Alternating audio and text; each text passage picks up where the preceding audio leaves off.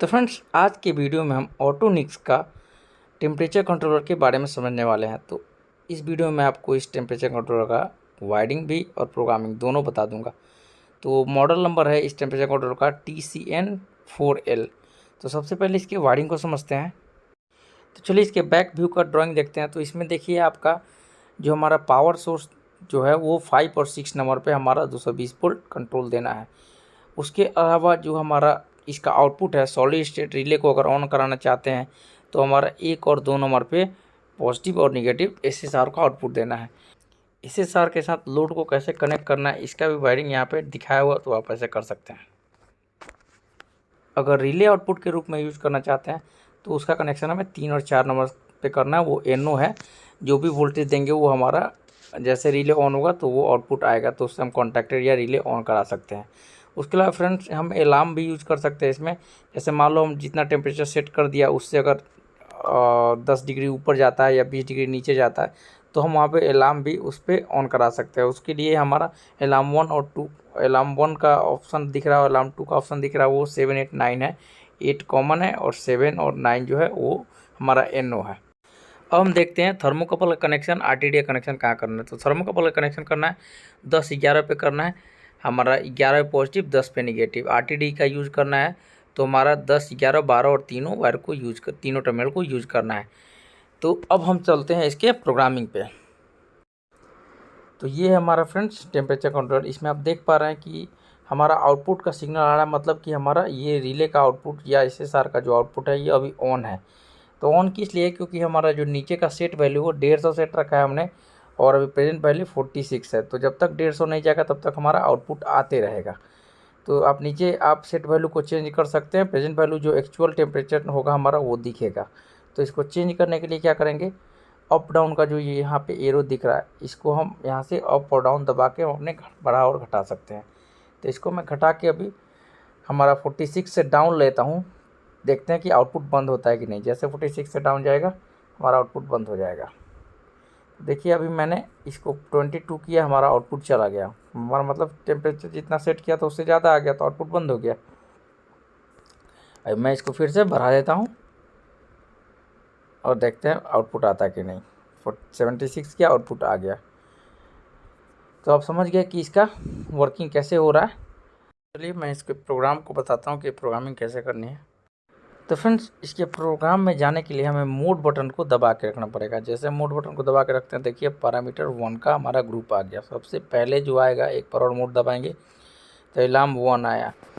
Alarm 1 में हमारा range होगा, जो भी वैल्यू रखेंगे तो उतना रेंज से अगर बाहर कम या ज़्यादा जाता है सेट वैल्यू से तो हमारा अलार्म आ जाएगा। जैसे कि समझाता हूँ, जैसे मान लो हमने यहाँ पे 10 डिग्री रख दिया तो और सेट वैल्यू हमने 100 रखा है, तो 100 से 10 डिग्री ऊपर या 10 डिग्री नीचे जाता है, ये हमें 10 डिग्री ऊपर या नीचे का सेटिंग जो है हमारे पैरामीटर दूसरे ग्रुप में मिलेगा।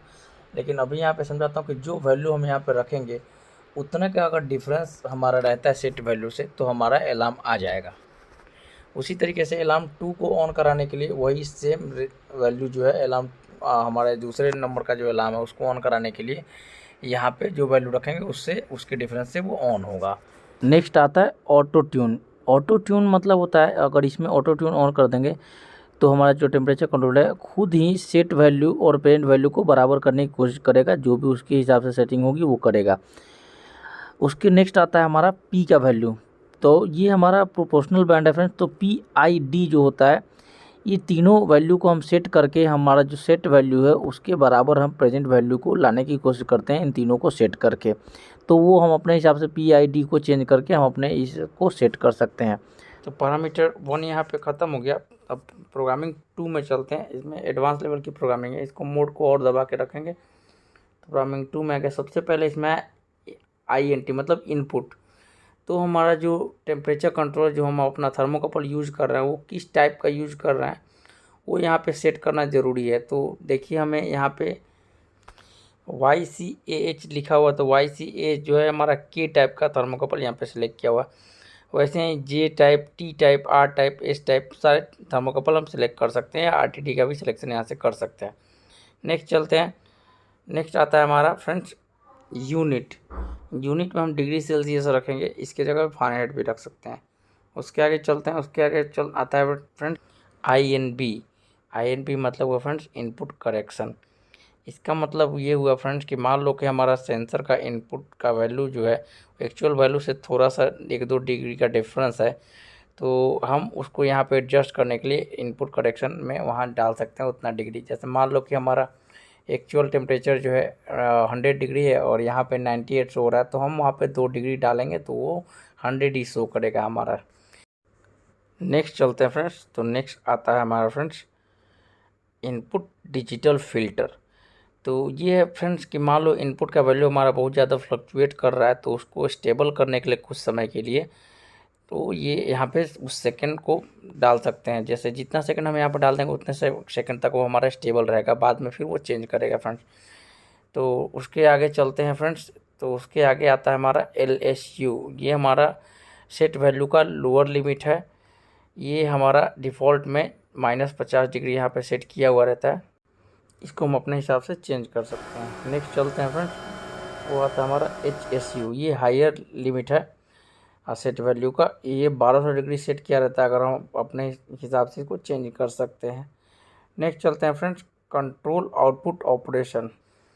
इसमें फ्रेंड्स डिफ़ॉल्ट में हीटिंग सिस्टम दिया रहता है, तो हम इसको हीट और कूल दोनों सिस्टम के लिए यूज़ कर सकते हैं फ्रेंड्स। हीटिंग सिस्टम में क्या होता है फ्रेंड्स, जैसे प्रेजेंट वैल्यू हमारा सेट वैल्यू से कम होगा तो हमारा आउटपुट ऑन हो जाएगा, और लेकिन कूलिंग सिस्टम में क्या होगा जी, उस हमारा प्रेजेंट वैल्यू है सेट वैल्यू से अगर हमारा कम हो जाएगा तो हमारा आउटपुट बंद रहेगा। जब हमारा प्रेजेंट वैल्यू सेट वैल्यू से ज़्यादा होगा तो आउटपुट ऑन होगा, क्योंकि हमें कूलिंग कराना है यहाँ पे। नेक्स्ट चलते हैं फ्रेंड्स हमारे नेक्स्ट पैरामीटर पे, तो नेक्स्ट पैरामीटर है हमारा फ्रेंड्स कंट्रोल मोड का। तो कंट्रोल जो टाइप है वो हम यहाँ पे PID या ऑन ऑफ रख सकते हैं। ऑन ऑफ में सिंपल क्या होगा कि जब भी हमारा टेम्परेचर प्रेजेंट वैल्यू कम होगा तो उसका आउटपुट ऑन हो जाएगा, जैसे बराबर होगा तो बंद हो जाएगा, सिंपल ऑन ऑफ करेगा। लेकिन PID अगर हम सेलेक्ट करते हैं तो ज़्यादा इफ़िशियंटली ये हमारे प्रेजेंट वैल्यू और सेट वैल्यू को बराबर करने की कोशिश करेगा फ्रेंड्स, इसलिए हमें डिफ़ॉल्ट में PID ही रखा रहता है, हमें PID में ही इसको सेट करना चाहिए। नेक्स्ट पैरामीटर पे चलते हैं। नेक्स्ट पैरामीटर है फ्रेंड्स आउटपुट का पैरामीटर। आउटपुट में हम यहाँ पे रिले और SSR दोनों में से जो मर्जी वो सेलेक्ट कर सकते हैं। तो फ्रेंड्स रिले आउटपुट आपको और SSR आउटपुट के बारे में पहले ही बता दिया कि कैसे इसको यूज़ करना है। तो फ्रेंड्स नेक्स्ट इंपॉर्टेंट पैरामीटर जो है ये हमारा AL1 और AL2 है। AL1 जो है ये अलार्म कौन से टाइप का यूज़ करना है, हमारा जो फर्स्ट पैरामीटर ग्रुप में आया था ना अलार्म 1 और 2 की सेटिंग, वो यहाँ पे सेट करना है कि किस रूप में इसको यूज़ करना चाहते हैं अलार्म को। इसमें सबसे पहला AM1A, इसमें आपको है मान लो कि हायर रेंज सेट करना है। इसमें मान लो कि हमने 10 डिग्री रख दिया अलार्म 1 में और सेट वैल्यू हमारा 100 है और प्रेजेंट वैल्यू 110 से ऊपर चला जाएगा तो अलार्म आ जाएगा। सेकंड है AM2A, ये लोअर रेंज सेट करना है। यहाँ पे मान लो कि हमारा प्रेजेंट वैल्यू 90 है, सेट वैल्यू हमने 100 रखा है, तो जैसे 90 आएगा तो ये हमारा अलार्म आ जाएगा, मतलब 10 डिग्री का डिफरेंस आएगा डाउन में तो अलार्म आ जाएगा। तीसरा हमारा अप और हाई और लो के बीच में है। मान लो कि हमारा सेट वैल्यू 100 है और हमने 10 रखा है अलार्म 1 में, तो 10 डिग्री कम या 10 डिग्री ऊपर हो जाएगा 100 से ना, तो अलार्म आ जाएगा फ्रेंड्स। चौथा आता है फ्रेंड्स अगर हमें सेट वैल्यू 100 है और 10 डिग्री वहाँ पे रखा है अलार्म 1 में, तो 90 और 110 के बीच में अलार्म ऑन रहेगा, बाकी समय ऑन नहीं रहेगा। इस तरीके से अपने हिसाब से हम अपना अलार्म की सेटिंग कर सकते हैं। नेक्स्ट इंपॉर्टेंट पैरामीटर है फ्रेंड्स लॉक का। अगर हमें इस पैरामीटर को लॉक करना है तो हम यहाँ पे लॉक लगा के पासवर्ड लगा देंगे तो लॉक हो जाएगा। फिर बाकी फिर से वो हमारे सारे पैरामीटर रिपीट होने लगेंगे मोड बटन दबाने पे। तो आप समझ गए होंगे कि हमारा ऑटोनिक का ये जो हमारा टेम्परेचर कंट्रोल PID कंट्रोल है, इसका प्रोग्राम कैसे करते हैं, वायरिंग कैसे करते हैं। इससे रिलेटेड कोई भी कन्फ्यूजन है तो आप हमें कमेंट सेक्शन में पूछ सकते हैं। अगर ये वीडियो आपको अच्छा लगता है, कुछ समझ आता है, तो आप इस वीडियो को लाइक और शेयर जरूर कीजिए, और ऐसे ही वीडियो देखने के लिए हमारे चैनल को सब्सक्राइब भी जरूर कर लीजिए फ्रेंड्स।